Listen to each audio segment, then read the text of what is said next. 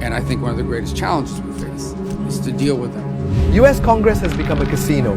Hold the PRC accountable. They believe we're in inevitable decline. China is a rising power. Let us sharpen our focus.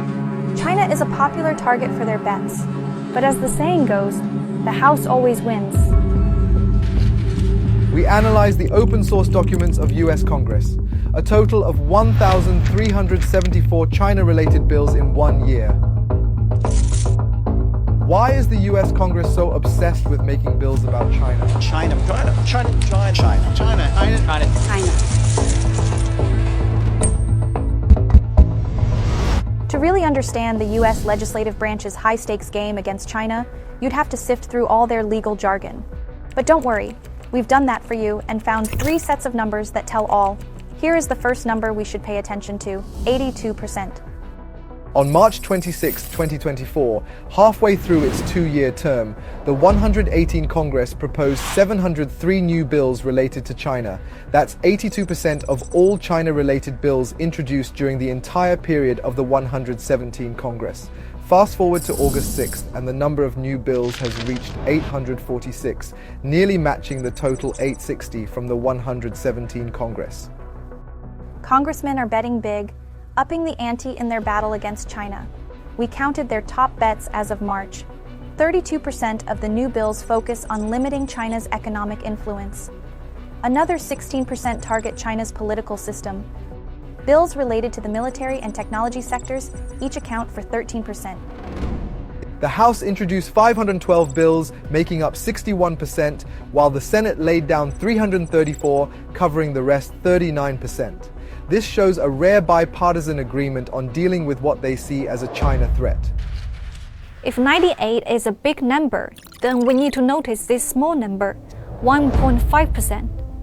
What we analyze the China-related bill, we find most of these bills are more about political posturing than actual policy changes. Despite the flood of bills, only a few make it through the entire legislative process.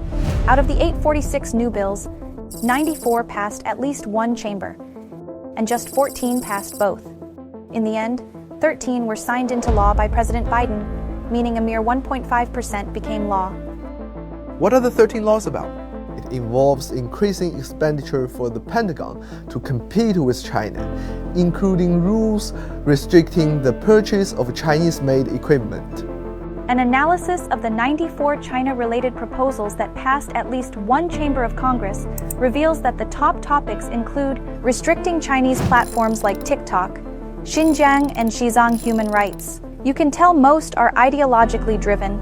The COVID-19 Orange Act of 2023, introduced by the Senate, zipped through both the House and Senate unanimously in less than 1 month. When it comes to politicizing the origin of COVID-19 to smear China, Congress is all in.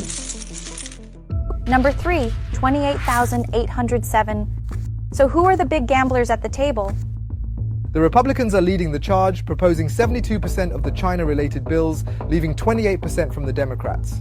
At the forefront of this legislative push is Republican Marco Rubio, the sponsor behind 58 bills. He's not just playing, he's all in with a set of bills targeting China's human rights issues, including the Uyghur Policy Act of 2023.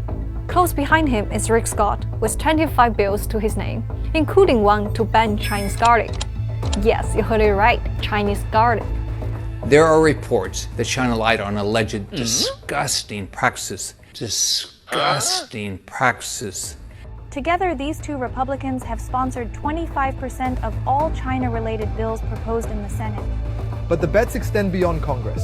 From January 3, 2023 to August 6, 2024, mainstream Western media published a staggering 28,807 reports on China-related bills in the 118th United States Congress. Who is leading the media frenzy? Top on the list are Reuters, CNN, and Fox News. Talk about making sure Congress talking points don't go unnoticed. It's a concerted effort to win this high-stakes game against China. So what's the takeaway?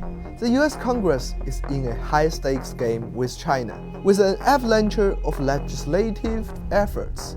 However, many of these bills are more about scoring political points than making real change. Yet the sheer volume of media coverage ensures the narrative of China's threat continues to dominate.